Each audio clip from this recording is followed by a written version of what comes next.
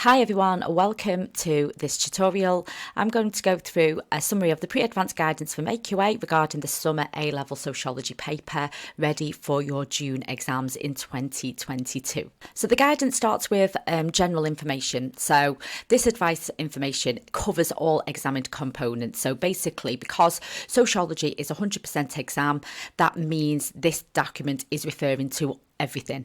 So paper 1, which is education, methods in context and theory and methods. Paper 2 is your topics, and paper 3 is your crime and theory and methods. So for each paper, the list will show the major focus for the content of the high tariff questions, which are worth 20 marks or more. So the high tariff questions are 30 marks on paper 1 and paper 3. There's a 20-mark question on paper 2 for each of the topics that you answer, and the last question on paper 3. So that's 5 questions in total. The exception is the methods in context, which is also 20 marks, but that has not got any, that's not included on the list. So there's no advanced information for that. Content not explicitly given on the list may appear in lower tariff questions. So what are the lowest tariff questions? So these are questions that are worth 4, 6 or 10 marks. These are questions which require students to draw out links with other content studied in the specification. So basically they are your cross-topic links, for example, that you do on an outline and explain, for example. And you are not allowed to take this notice into the examination. So there is also further advice, and this is advice regarding how you should approach preparation for this assessment in June 2022. So students and teachers should consider how to focus their revision on other non-listed parts of the specification. Okay, so they've identified the 5 questions which are going to be listed. But you also need to encourage your students and yourself as a student to focus your revision on the non-listed parts. They are going to be tested or may be tested in lower tariff questions, your 4, your 6 and your 10 markers. So making sure that you as a student and your teachers are considering how to focus that revision of these non-listed parts and to review whether content may provide knowledge which will help you understand in relation to the areas being tested as well. So as we know, with sociology, it's very synoptic, so there is cross-topic links. So even if it's from it's non-listed, it may be useful in one of the longer essays, maybe as analysis or maybe as evaluation. Students will be credited for using that relevant knowledge from the non-listed content when answering these questions, and they will be expected to apply their knowledge to unfamiliar situations. We know that questions such as the 10 marker, where they're asked to make links between topics that may not have been explicitly taught, and also with the methods in context question, where you are asked to research a specific context in education as an area of research. So there will be unexpected and unfamiliar situations that you will be applying your knowledge. And you will be expected to draw out these links with the other content studied in the specification. Okay, so your preparation in the lead up to these assessments should take that advice. Okay, so what we're going to do is we're going to go through each of the papers and look at what information do we know and what do we not know. Okay, let's have a look at paper 1, education with theory and methods. So the guidance will start off with this bit at the top. So it says the integral elements and core themes listed in the specification retain their importance. Okay, so things that you have been taught will be still important. Okay, so if we look at the breakdown of the paper, we know that any question which is not high tariff, we will not be listed as prior information. So that means that the questions could be based on anything that you have learnt from the education topic. So your 4 marker, there's no advanced information. The 6 marker and the 10 marker on education, there's no advanced information. What there is advanced information, and this will help guide your revision, is this. Okay, so this is about educational policy, selection, marketisation, privatisation, policies that achieve equality of opportunity or outcome, the structure, role and impact of experience and access to education, and the impact of globalisation on educational policy. So we know that you need to revise that because there'll be a question on that or part of that which will form the 30 marker. We know the methods in context, though we know prior guidance on it, and likewise with the 10-mark outline and explain from theory and methods, there is no prior guidance based on that, apart from we know on paper 3, the 20-marker will be a theory, okay? So that might influence what you prepare here, could be a debate, could be a method. So let's look at a little bit more in detail about this bullet point then. So let's break it down. So educational policies including marketisation, selection and privatisation that results in an outcome of class differences. This is referring to knowledge about the tripartite system because that is a selection policy, and anything from post 1988 is your marketisation, your privatisation policies. Okay, don't forget there was a point there about the impact of globalisation as well, so you might want to include that also. Policies that aim to achieve equality of opportunity of outcomes. These were your comprehensive systems, compensatory education, education action zones. You might even refer to things like EMA as well, and tuition fees come under this bullet point. It could be argued that it also creates class differences. Nice little bit of evaluation there. Policies that relate specifically to class, gender and ethnicity. So you've got your gist and your whys.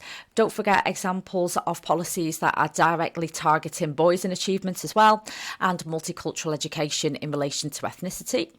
And then we've got our different sociological explanations of the impact of these policies, and this is where you can start to bring in your new right views, you can start to bring in ideas about parentocracy and the differences of economic and cultural capital. So of course you could start to bring in your class differences there as well.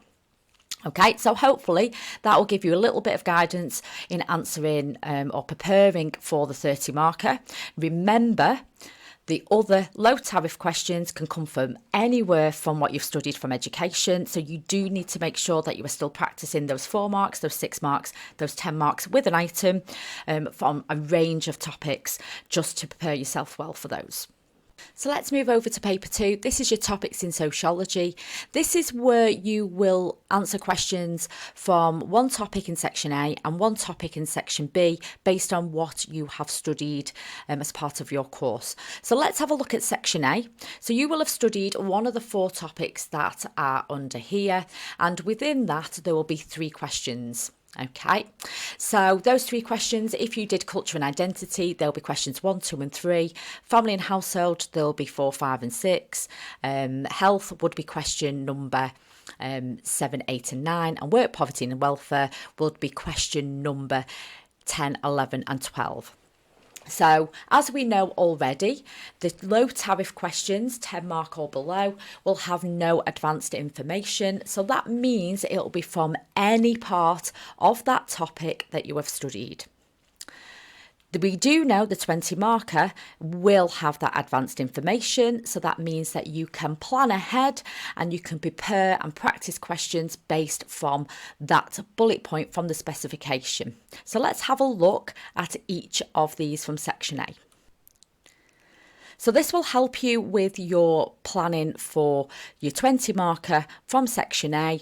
So if you do culture and identity, this is the topics that the 20 markers will be drawn from. If you did family and household, likewise health, and also work, poverty and welfare.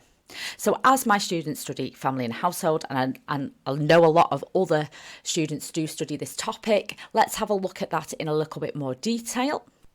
So a breakdown of this is about the family, social structure and social change with reference to the economy and state policies.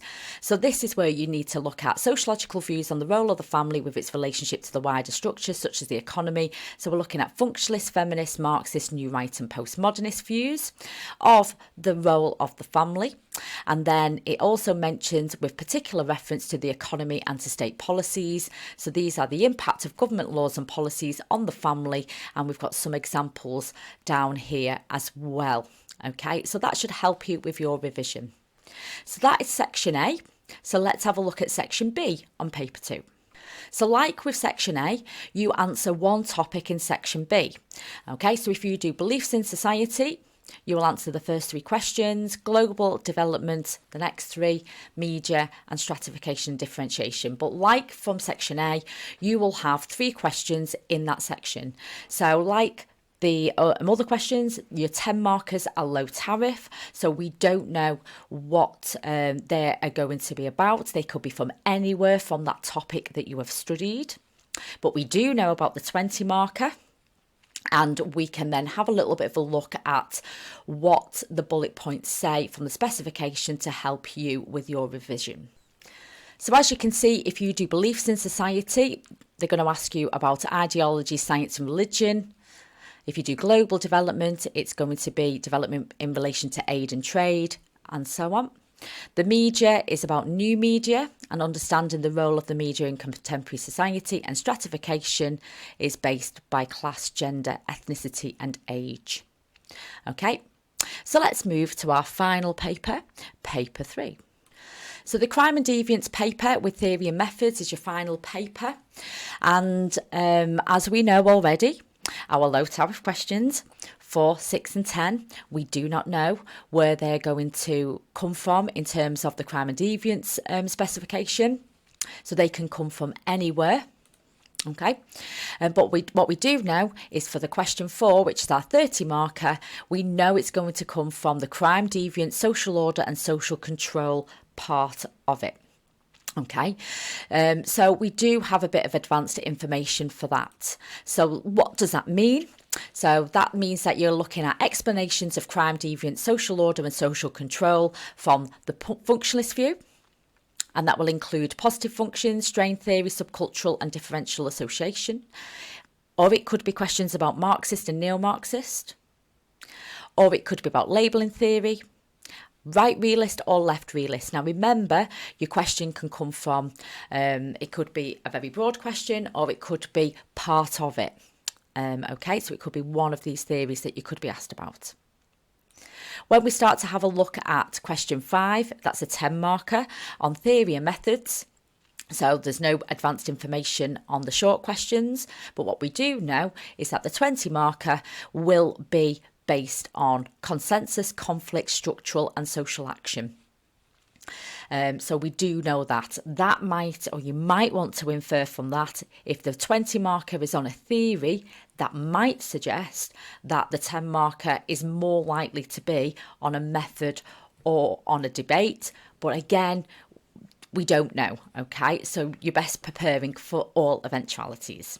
So what does it mean about the consensus, conflict, structural and social action? Okay, so you need to know the difference between consensus theories and conflict theories. So they are your functionalist theories. And then your conflict theories are your Marxist, and that means that you need to include your humanist, so people like Gramsci and scientific Marxist, and make sure that you've talked about the different types of feminist also. Or you could be asked about the difference between structural and social action theories, functionalist and Marxist, and your action theories such as social action, symbolic interactionism and ethnomethodology. Now, again, as a little bit of a reminder, you can be bringing in other theories in order to answer some of these questions. So even though it doesn't say postmodernist on there, that is often quite useful to evaluate either modern theories or, you know, your structural social action theories. So your postmodern theories are often quite useful there. So don't neglect them when you are planning for your answers. So in summary, there are 5 questions that you know the topic for. Okay, so per paper 1, you know that question 4 is going to be about educational policy. On paper 2, they are your topics. So the examples that I've got on here is if you're doing family and beliefs, you might want to add in the topics that you study. Okay, so you do know that you are going to have 20 mark questions on these topics. Paper 3 is question 4, so that's your 30 marker again, and basically it's theories of crime. And paper 3, question 6 is the final 20 marker, and that is consensus, conflict, structural, social action. Now all this, for the 5 questions that you know, totals 120 marks out of 240. Now in 2019, you only needed 120 to get a C overall, so that should give you a little bit of guidance. So that means the remaining 13 questions can be from any topic. So in short, aim to revise everything. Okay, so thank you for listening. Hopefully this has given you a little bit of guidance and made it a little bit clearer. But if you've got any questions, please don't hesitate to ask.